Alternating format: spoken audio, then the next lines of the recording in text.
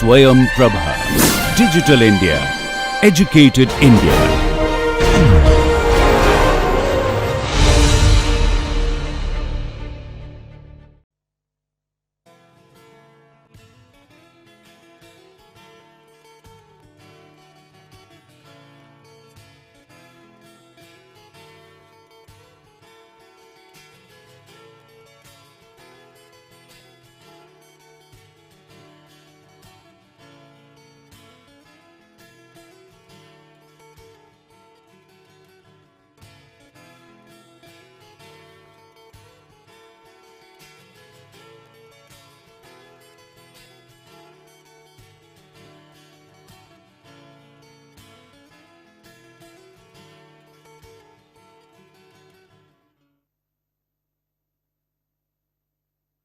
Welcome to the fourth lesson of module 2, which is on analysis of strain part 4.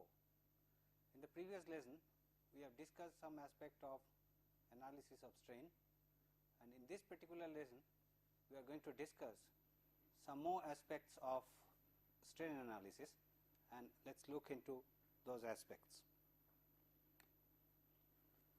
Well, after completing this particular lesson, it is expected that one should be able to understand the concept of strain due to change in temperature. We have discussed the aspects of strain in our previous lessons, and we have seen how to compute strain at a point in a body and in a member when it is subjected to axial pull. Today we will be discussing some aspects of development of strain due to change in temperature. Also, one should be able to understand the concept of thermal stresses, and we have discussed in the last lesson about the determinate and indeterminate systems, where we find that we need additional criteria to evaluate the internal forces, which we have termed as compatibility condition. Now, we will be looking into some more aspects of this indeterminate system, and one should have a clear idea about the indeterminate system. Well, this particular lesson includes recapitulation of previous lesson. As usual, we will be discussing the questions which I had posed last time, and through those questions we should be in a position to go through the aspects which we have discussed in the previous lesson. Well, it is evaluation of strain in a body due to variation in temperature. We will be looking into that. Then concept of thermal stresses and indeterminate system, that whether this change in temperature, the strain which is caused due to change in temperature, whether there is a determinate one or indeterminate one, and subsequently we will evaluate the stresses due to change in temperature in different systems. Well, let us look into the answers to the questions which I had posed last time. Now, the question which was posed is, what is meant by indeterminate system and how is it different from determinate ones? Well, in indeterminate system, the number of unknown forces, they are more than the number of equilibrium equations available, and those kind of systems we generally call as statically indeterminate system, where the number of unknown forces are more than the number of equilibrium equations. We have seen what is meant by equilibrium equations, and for the solution of such systems we have seen that we need additional criteria to be brought in, so that we can evaluate the unknown forces. And the way it differs from the determinate system is that if the equilibrium equations are adequate to evaluate the reactive forces or the internal forces, we call those kind of system as determinate one, and this distinguishes between the indeterminate system and the determinate system.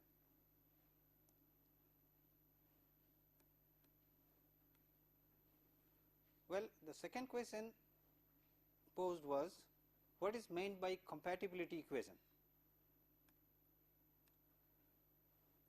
Okay, let us look into this definition of compatibility. As we had seen last time, that a statically indeterminate problem has geometric restrictions always imposed on its deformation, and the mathematical expression of such constraints or the restrictions are known as the compatibility equation.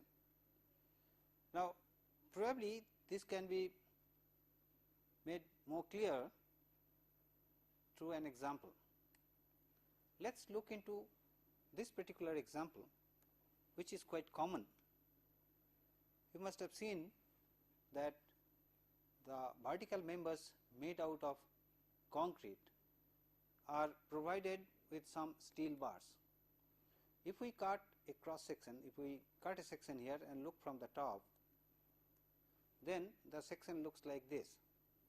Let us assume that the cross section of this vertical member is a square one with the sizes of the sides as A. Now, this particular cross section of the member is provided with 4 steel rods. Now, a bearing plate is connected to the top of this member, and it is subjected to a load P onto top of the plate. Now, if we take a free body diagram, if we cut the member here and take the free body of the top part, the free body diagram looks like this, where the top force is P, and for the equilibrium of the whole system, we will have the forces generated, internal forces, which will be exerted by the concrete, let us call that as PC, and the steel rods in a combined form, let us call that as PS.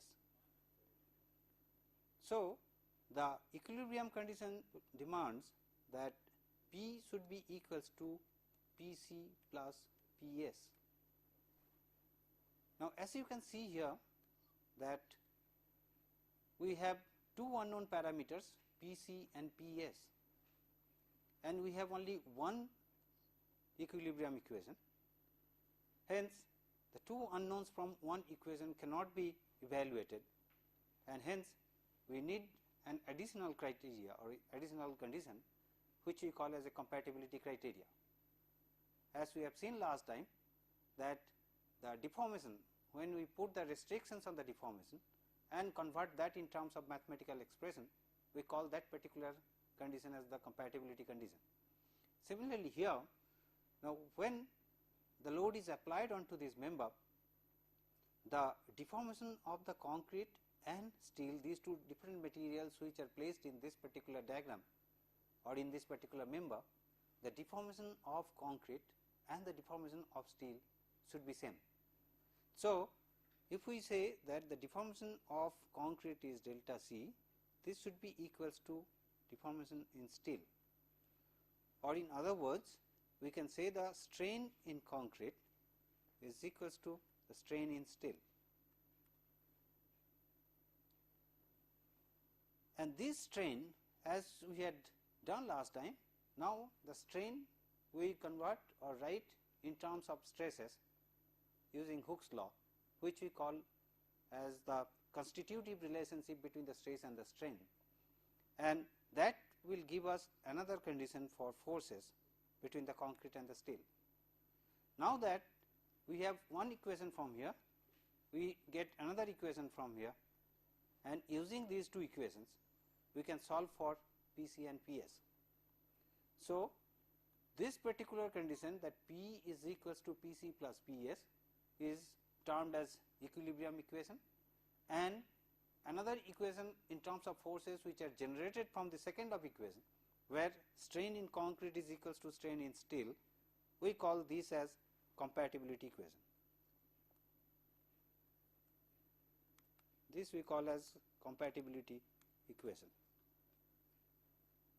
And as you can observe here, that the restrictions on the deformation, we have said that the deformation of concrete and deformation of steel is same, and based on that this compatibility criteria has been arrived at.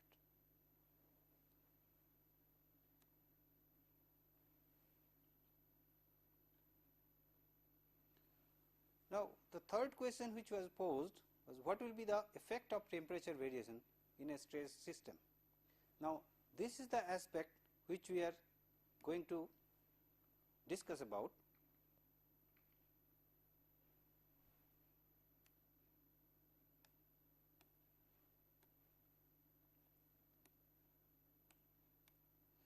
Now, strain due to temperature. Now, it is known that if a body is subjected to temperature variation, then it undergoes changes in its dimensions. Its volume expands if there is an increase in the temperature, or it contracts if there is decrease in the temperature. Now, in general, this change in temperature, if the temperature is uniformly increased or decreased, we get same amount of expansion or contraction in the body, and this is isotropic in nature, and that variation in temperature causes change in the length of the member, which we call as deformation, and that deformation leads to strain in the body, and strain due to variation in temperature is given by this particular expression epsilon t, where is the epsilon t is the strain due to change in temperature, delta t is the change in temperature. Let us say if the initial temperature is T suffix 0, final temperature is T, then delta T is equals to T minus T0, and alpha is a term which is known as the coefficient of thermal expansion. So, the strain due to temperature variation is given as alpha times delta T for T minus T0, and delta T is positive when we take there is expansion or there is a positive change in the temperature, where there is a rise in the temperature, we call delta T as positive. When there is a decrease in the temperature, we call that as negative or for contraction of the body.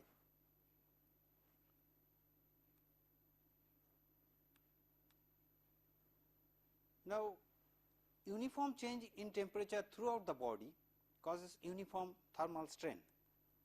Now, this is important to know that there is strain which is developed in the body due to change in temperature.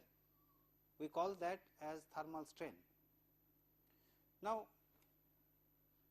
supposing there is a body which undergoes change in the temperature.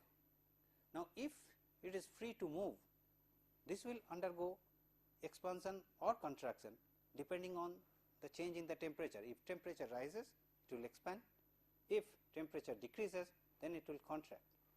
Now, if it is not restricted or constricted by any actions from outside, it will undergo movement, it will undergo strain. Now, if we take the characteristic length of this particular member as L, or for that matter any of this length which undergoes deformation, the deformation delta T of that length can be given as the strain times the length, and strain, as we have seen, due to temperature as equals to alpha times delta T. So, the deformation delta T because of temperature is alpha times delta T times L, where L is the dimension which we are concentrating on of the body.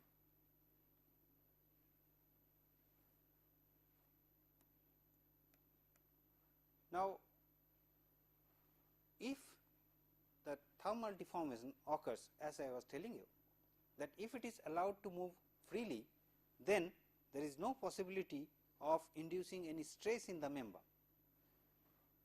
Now, as there are no internal forces are developed, no internal forces are induced if thermal deformation is allowed to occur freely. Now, there will be strain induced but there won't be any stress in the member, as there are no internal forces are getting developed. So, naturally there won't be any stresses, but since it is undergoing deformation, either it is expanding because of the change in the temperature or rise in the temperature, or it is contracting because of decrease in the temperature. So, there is movement, there is deformation, in turn there is strains, but since it is not restricted, the movement of the body is not restricted, as no internal forces are getting generated, and hence there won't be any stresses in the member. So, that is why it says that strain will be induced, but no stress will be developed. Now, total or partial restriction of deformation induces internal forces. Now, if this particular body, which is free to move due to change in the temperature, now supposing if I hold this body from two sides and do not allow this to move, since it will try to expand, it will exert pressure on this support, and as a result the body will be subjected to some internal forces, and thereby there will be stresses induced in the body. So, if total or partial restrictions are imposed on these deformations, then they are going to resist these forces due to thermal expansion or contraction, and thereby there will be stresses caused by these internal forces, and these stresses we generally designate as thermal stresses. You must have noticed that in many a times in structures we provide a gap between two structural elements. Now, we allow the structural member to move, expand or contract due to the variation in temperature. You must have noticed in the railway tracks are not continuous. Some gaps are maintained at certain distance interval. Now, due to change in the temperature on the railway track, the track undergoes expansion. Now, if those gaps are not kept, then the rail track will be subjected to tremendous amount of stresses.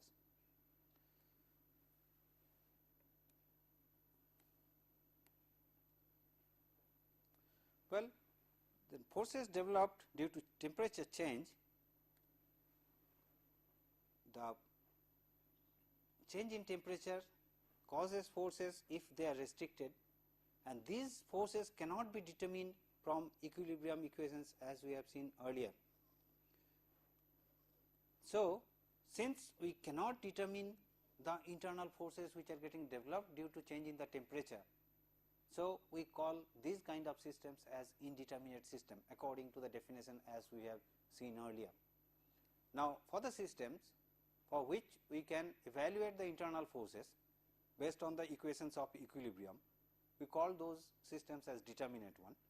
But if we cannot evaluate the forces which are getting developed due to change in the temperature from the equilibrium equations, then we call these systems as indeterminate one. Hence, this kind of the thermal stresses which are induced in the member are basically statically indeterminate, and we need to use the equation of compatibility for the solution of these forces for evaluating the internal forces.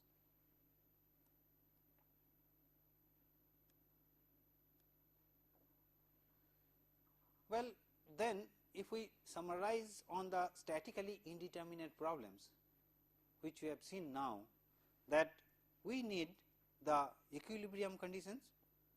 The equilibrium conditions has to be satisfied, and that is either in a local concept or in a global sense for the whole structure. So, equations of equilibrium has to be satisfied. Secondly, the geometric compatibility has to be satisfied if we get more number of unknowns than the number of equilibrium equations available. So, they are known as compatibility condition as we have seen, or correspondingly compatibility equations, which gives us additional information based on which we can solve the unknown forces. Thirdly, that we have written down the compatibility in terms of the geometric deformation, and we have related the strain parameter to the corresponding stress parameter using Hooke's law, and this relationship between the stress and the strain is generally referred as the constitutive relationship, which in this case is based on Hooke's law. We are arriving at the constitutive relationship. So, these three are the essential parts for the solution of statically indeterminate problems. First one is equilibrium equation, second one is compatibility equation, and third one is the constitutive relationship, which gives us the relationship between the strain and the stress, and thereby we can write down the equations in terms of forces. So, we have one equation which we have written in terms of equilibrium criteria. We have another equation which we are writing in terms of compatibility criteria, from which we can solve for unknown internal forces. So, solution of equilibrium and compatibility equations for unknown forces using equilibrium and compatibility criteria.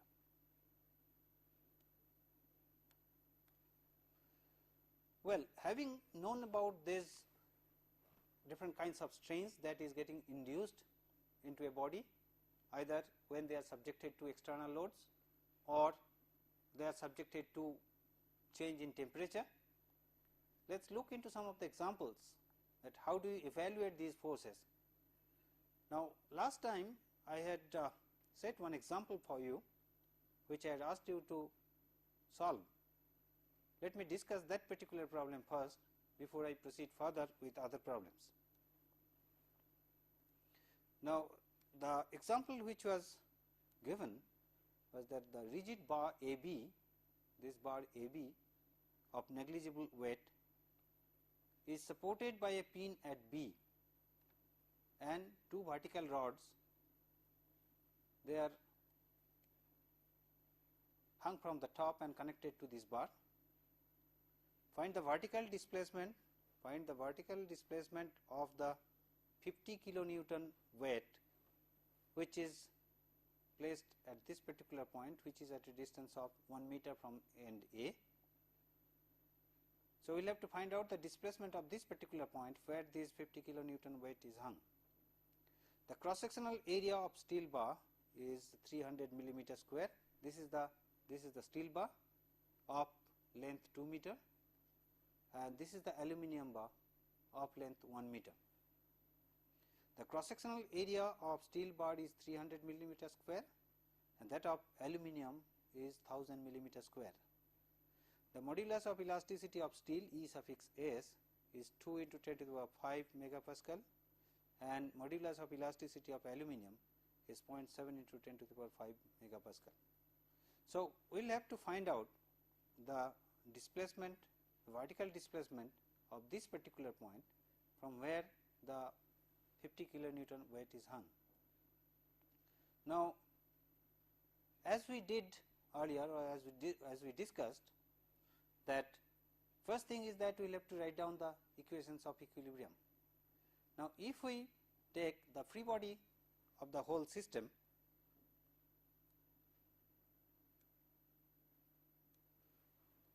this is the bar, rigid bar AB,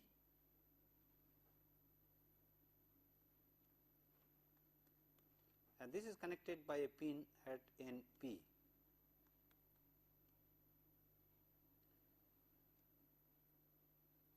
We have one vertical rod connected at this end, we have another vertical rod connected at this end. This is made of steel, this is made of aluminum. Let us call the force in the aluminum rod as P aluminum and the force in the steel as PS, and the 50 kilonewton load is hung from this point, which is at a distance of 1 meter.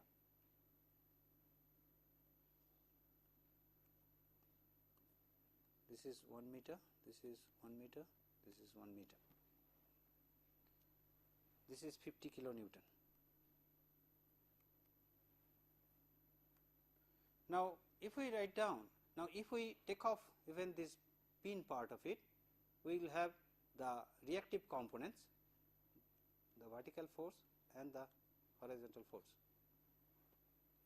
Let us call this as R and H. Now, since we do not like to evaluate R and H, we are interested in PS and PL, because we would like to find out how much force these rigid rods will be subjected to. Now, let us take the moment of all these forces about point B. So, summation of all the forces with B is equals to 0. This is one of the equilibrium equations, and this gives us that P aluminum times 1 plus P steel times 3, this is equals to 50 times 2, or P aluminum plus 3 P steel is equals to 100. So, this is equation 1, which we call as the equilibrium equation.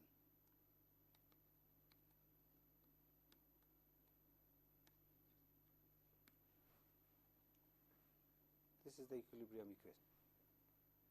Now, well, we are not looking into other equations which are summation of vertical forces as 0 and summation of horizontal forces 0, from which we will get R and H. We are since we are interested to evaluate only this, because we have 4 unknown parameters PS, PL, R and H.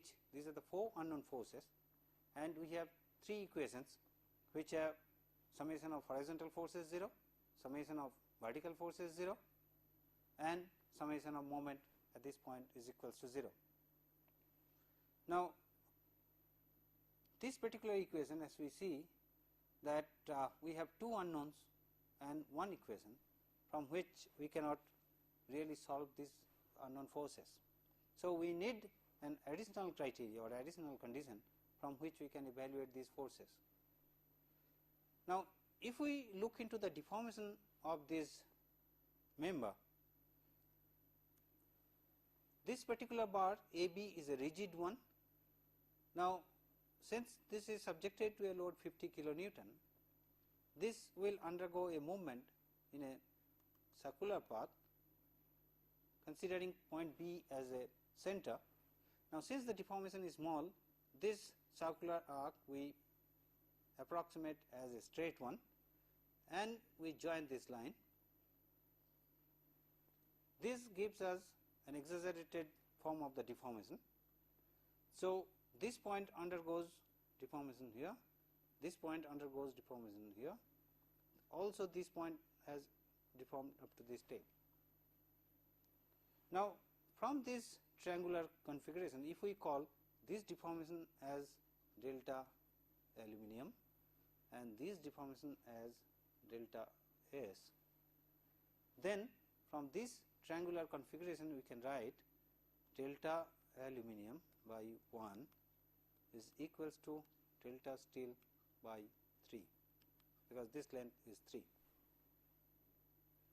or delta aluminum is equals to 1/3 of delta steel.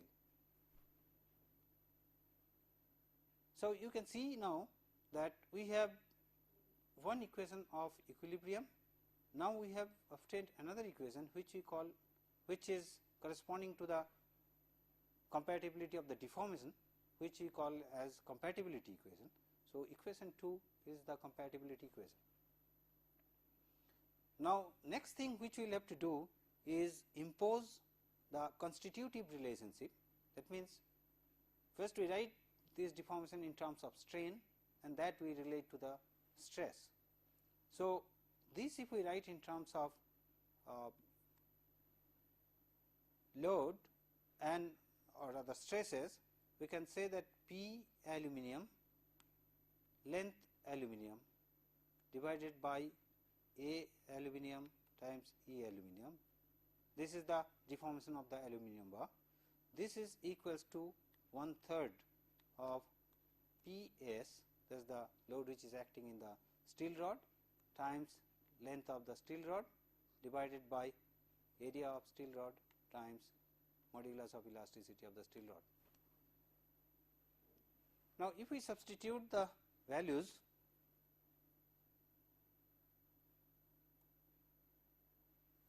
we get P aluminum multiplied by length of aluminum is 1000 millimeter or 1 meter divided by the cross sectional area of aluminum rod is 1000 millimeter square times E, which is 0.7 times 10 to the power 5 megapascal. This is equals to 1/3 of P steel times length, which is 2 meters, divided by the cross sectional area of steel is 300 times 2 into 10 to the power 5. And this gives us a relationship that P aluminum is equals to 7/9 times P of steel. So, this is another relationship we got it from between P in the aluminum and P in the steel. And earlier we had one equation which is equation of equilibrium, which is P aluminum plus 3 times P steel is equals to 100. So, this is, let us call the equation 2. So, from equations 1 and 2 we have then Ps and 7/9 plus 1 or plus we have 3 of, this is 3, this is equals to 100.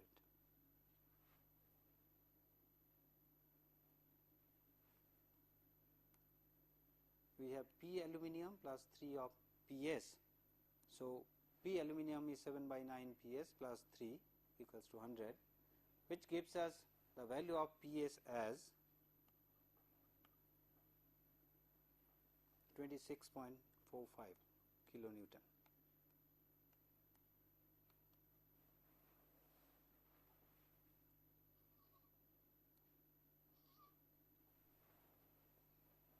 And from this the value of aluminum load in aluminum is equals to 7/9 times 26.45, and this comes as 20.63 kilonewton.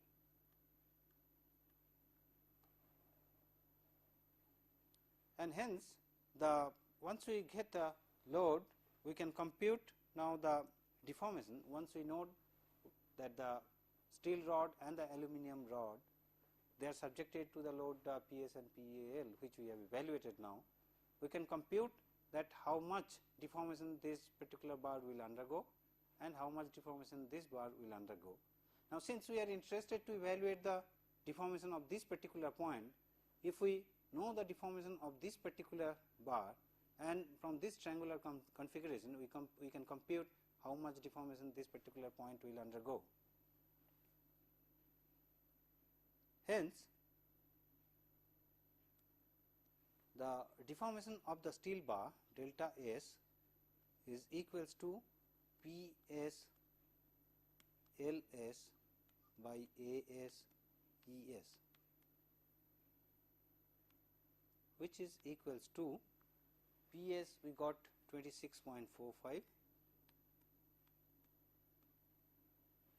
times 10 to the power 3 so much of Newton times Ls, which is 2000 millimeter, and As is equals to 300 times Es, which is 2 into 10 to the power 5. Hence, this gives us a value which is equals to 0.882 millimeter. So, this is the deformation of the steel rod, which is shown in this particular diagram. So, the deformation which we have obtained here delta S is equals to 0.882 millimeter. Now, from this triangular configuration,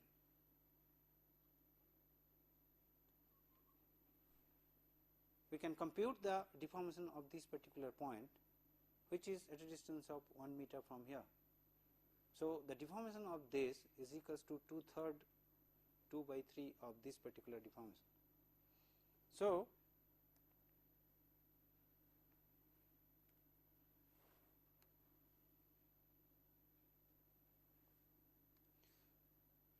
the deformation of the point where the load is acting, say delta at load point where 50 kilonewton load is acting, this is equals to 2/3 of 0.882 millimeter, and this is equals to 0.588 millimeter.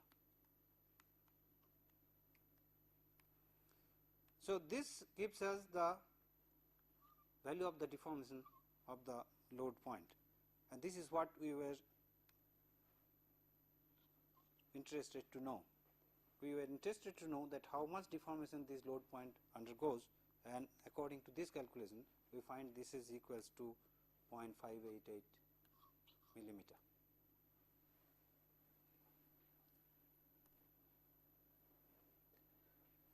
Well, then I am sure that you could calculate the values.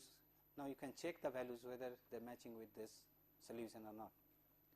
Now, let us look into another example based on the aspects which we have discussed today, that due to the change in the temperature, there will be deformation in the member, and that causes stresses in the member, which we call as a thermal stress.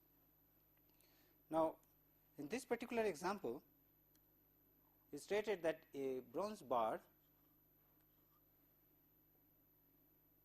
which is a 3 meter long bar, let us call this as AB. This bronze bar 3 meter long with a cross sectional area of 320 millimeter square is placed between two rigid walls. This is one wall, this is another wall. It is placed between these two, and at a temperature of minus 20 degrees centigrade, there is a gap between the edge of the bar and the wall. So, edge of this bar and the wall, there is a gap of 2.5 millimeter.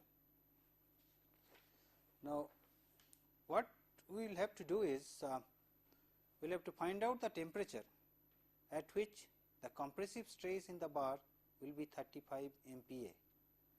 So, find the temperature at which the compressive stress in the bar will be 35 MPa.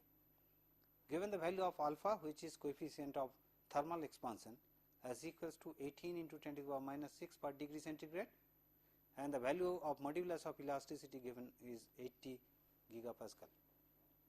Now, when the temperature goes up from minus 20 degree, now the bar is going to expand because there is an increase in the temperature, and when it will increase, when the bar will expand, since there is a gap between the wall and the bar, first due to expansion the bar will touch the wall. Till that particular time, since it is free to move, it will not experience any stress, but further extension beyond the touching of the wall, now the wall will not allow the bar to move. So, naturally there will be stress induced in the bar.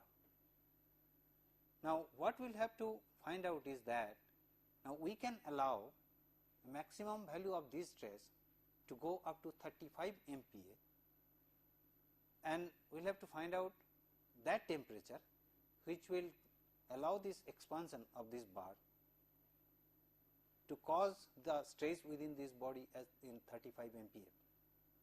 So, if we draw a free body diagram, then it will be easier to visualize that how the whole process is undertaken. Now, in such problems where we try to evaluate the stresses due to change in the temperature, and where such restrictions are imposed, like the bar is fixed between the walls, or the bar at this point is not allowed to go beyond certain value, we try to first remove either partially or the wholly the restrictions, allow the bar to move freely due to change in the temperature. We calculate that how much deformation it can undergo because of the change in the temperature, and then if there would have been restrictions, then to bring back to its that particular position, how much force we need to impose on that we try to evaluate, and that is what is the compatibility criteria. First we allow it to move freely, thereby there will be deformation because of the change in the temperature, and now we impose some external force to bring back that deformation to its original position, thereby how much force we need to put to bring back the member to its initial form. We evaluate that, and if we compare these two, from these we can arrive at an expression which we generally call as compatibility equation. So that is what we need to do in this particular case.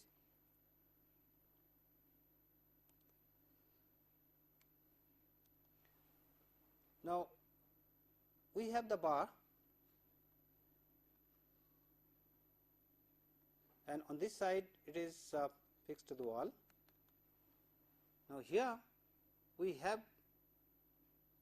one restriction which is another wall, but there is a gap between the wall and the bar.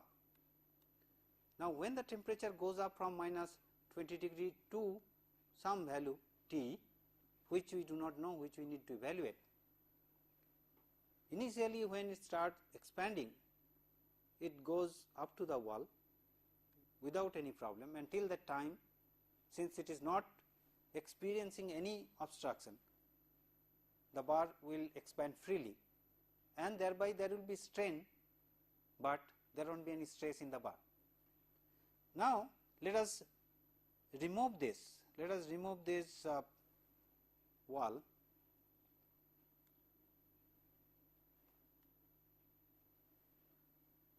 and allow this bar to move freely, and because of the change in the temperature it will move. Of course, this is an exaggerated view. Let us say this particular expansion is delta. This delta, which is total deformation, has two parts. One is this initial 2.5 millimeter, which was unrestricted movement, and then subsequently it will be encountering the wall, and now since I have removed the wall, so this is also moving freely, and let us call this particular distance as delta dashed. So delta, the total deformation, is equals to delta dash plus 2.5 millimeter. Now our job is to find out the temperature. Now since the increase in the temperature is going to cause the deformation of the bar, we will have to find out now how much temperature we can allow, so that now that when it will be encountering this wall, it will be subjected to a compressive force, it will be subjected to a stress, and the restrictions imposed on this particular case is that the stress level can go up to 35 MPa. So till the time it reaches 35 MPa, the temperature is allowed to increase. As soon as it goes to 35 MPa, we cannot increase the temperature further, because then the material may not be able to withstand that amount of increase in temperature. So to do that, that means when I have removed this wall, when I have removed this particular wall and allowed the bar to move freely, so naturally the second consideration, which is realistic situation, is that I will have to apply some force on this bar and bring back this deformation to this particular state, so that the member is between these two walls.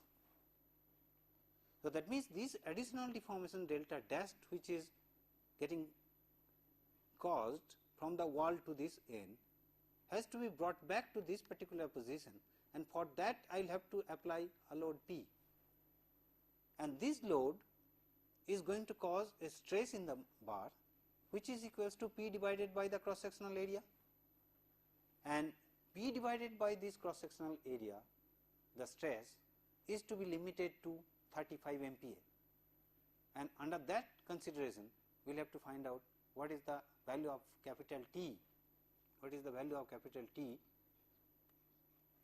so that the stress level is exactly 35 MPa.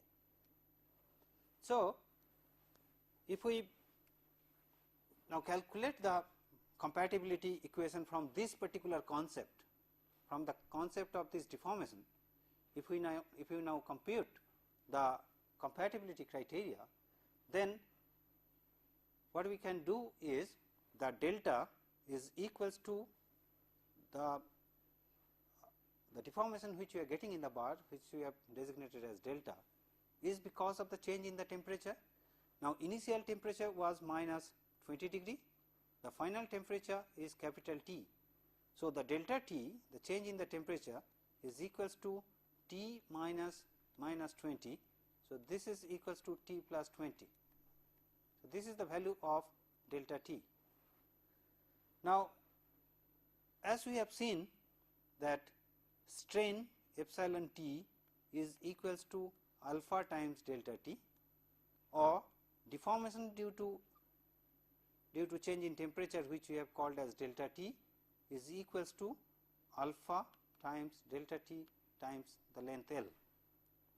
So, in this particular case, the coefficient of thermal expansion, which is given as 18 into 10 to the power minus 6 per degree centigrade, multiplied by change in temperature is T plus 20 times L is 3000, the original length 3 meters. So, this is equals to delta, which is delta dash plus 2.5. So, this is 2.5 plus delta dash.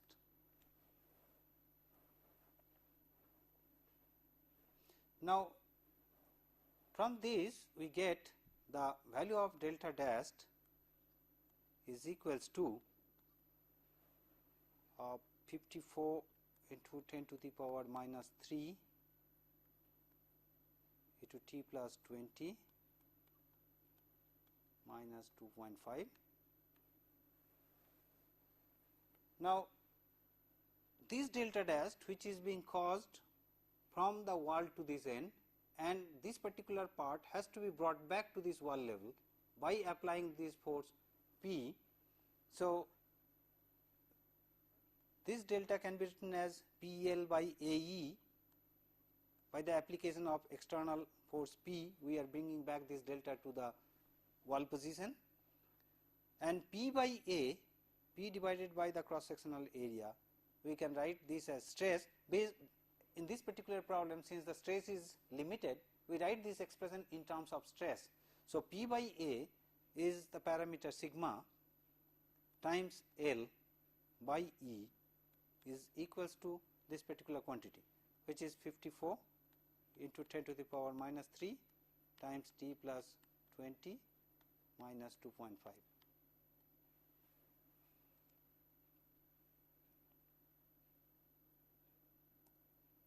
Now, from this we can compute the value of T. Now, sigma is given as 35 MPa, and the length now, since initially it was 3 meter and then we have allowed it to move because of the increase in the temperature, and since there was a gap between the wall and the bar of 2.5 millimeter, and this 2.5 millimeter movement is unrestricted. So, the stress start getting generated only when the bar starts the wall. So, the length which is going to cause the stress, or which is going to cause this additional deformation, is equals to 3002.5, means 3000 plus 2.5 is the length. This divided by E, which is 80 gigapascal here. So, 80 times 10 to the power 3 megapascal, and this is equals to 54 into 10 to the power minus 3 times T plus 20 minus 2.5, or if we evaluate this, it comes to that 1.3136 plus 2.5. This is equals to 54 into 10 to the power minus 3 times T plus 20, and then T plus 20 from this expression is equals to 70.62. If we compute this, you get this as 70.62, and hence the capital T is equals to 50.62. So, if the temperature goes up to 50.62 degree centigrade from minus 20, then the bar will be experiencing a stress of 35 MPa. So, that is the problem, that if you allow the bar to undergo a change in the temperature from minus 20 to 50 plus 50.62, the bar will be experiencing a stress of 35 MPa. But the interesting part of this to be noted here is that this value of T we have arrived at from the criteria where we have equated the deformation part of the bar. Initially, we have allowed the bar to deform in such a way that it undergoes movement freely over that 2.5 millimeter, and then it goes and hits the wall, and then it keeps on increasing because there is a change in the temperature. But when it is giving a thrust on the wall is giving a reactive force, which is causing an internal stress in the member.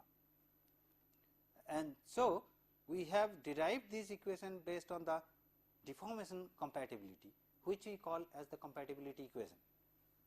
And so, the change in the temperature is basically an indeterminate system, and we solve the problem in terms of indeterminate form.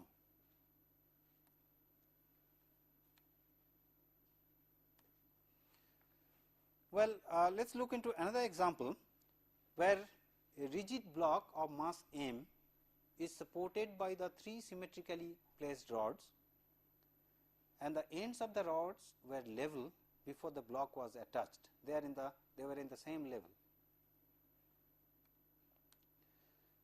Now, you have to find out, you will have to determine the largest allowable value of m that can be this bar can carry. The cross sectional areas of steel and copper rods are 1200 and 900 millimeter square.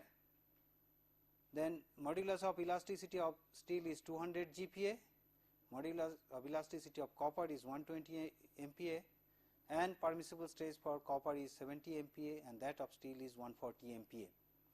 Now, these are the two copper bars, and this is the steel bar of length 240 millimeter and length of the copper bar are 160 millimeter, and they are placed at 1 meter interval, symmetrically placed.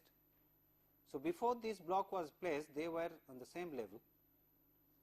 Now, after the block is placed, they will undergo deformation.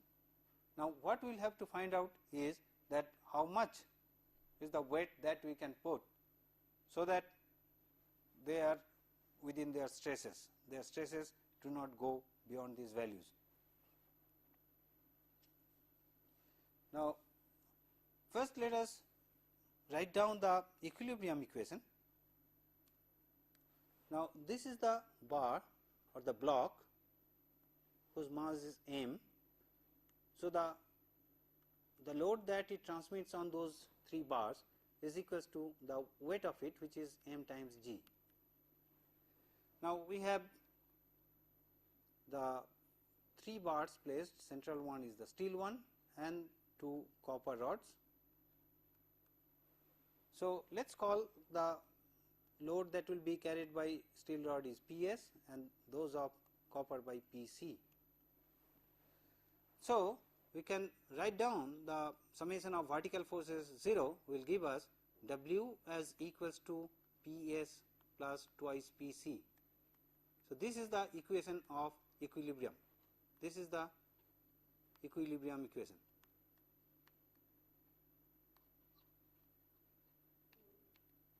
Now, the compatibility equation, next equation which we will see here, also you see unknown parameters are Ps and Pc, and of course, we will have to find out W in terms of these. Now, we need another equation which is in terms of its deformation compatibility, and since the block is placed when the bars are uniform and it is expected that it will be in the same level. So, the strain in the copper bar or copper rods will be equals to the strain in steel, or the deformation that the bars will undergo.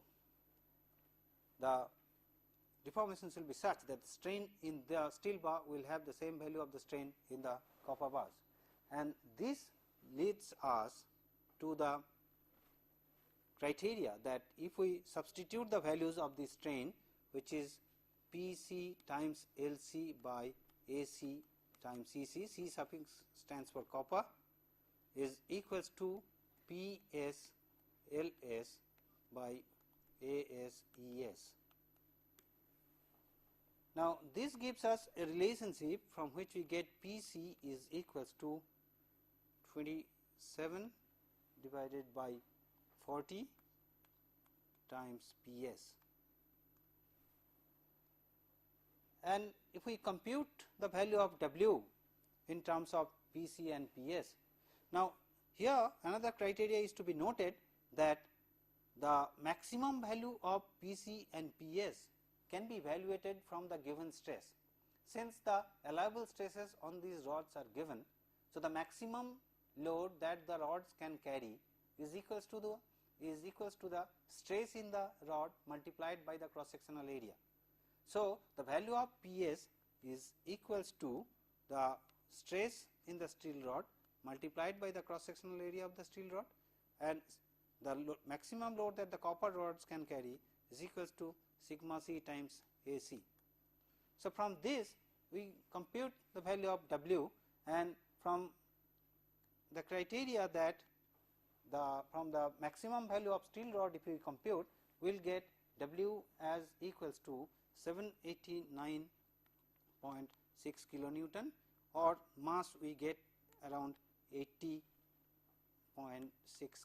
10 to the power 3 kgs, whereas from the other criteria, from the limiting criteria for Pc, we get mass as equals to 22.6 into 10 to the power 3 kgs. So, since we are getting two values, and out of this is the lowest one, so that is the maximum value that we can apply, beyond which if we apply that, the values of stresses in the bar will not exceed the permissible limits. Well, then we have another problem which is similar to the previous problem only. What we will have to do is we got to determine the lengths of the two copper rods, so that stresses in all three reach their allowable limits simultaneously. Now, in this case we are allowing the stresses in the bars to reach to their limiting values simultaneously, then what should be the length of the copper rods? Now, this is given to you, you solve it. Next time we will discuss about this particular problem. Also, we have another problem which are related to this thermal or temperature changes in the member, that all members of the steel truss shown in this figure have the same cross sectional area. Now, if the truss is stress free at 10 degree centigrade, now determine the stresses in the members at 90 degree centigrade. For steel, alpha is equals to 11.7 into 10 to the power minus 6 per degree centigrade, and E is 200 GPa. So, to summarize, in this particular lesson, we have included the concept of strains due to change in temperature, we have included the concept of thermal stresses, we have seen the steps to evaluate unknown forces for indeterminate systems, and then we have looked into some examples to demonstrate the evaluation of stresses due to change in temperature. Now, we have some questions for you, which are: what are the steps for the evaluation of unknown forces for indeterminate systems? What is the expression for thermal stress? and is the evaluation of thermal stress in a stressed body a determinate one? Look into these questions. You will have the answers in this particular lesson itself. We will be discussing these answers next time. Thank you for your attention.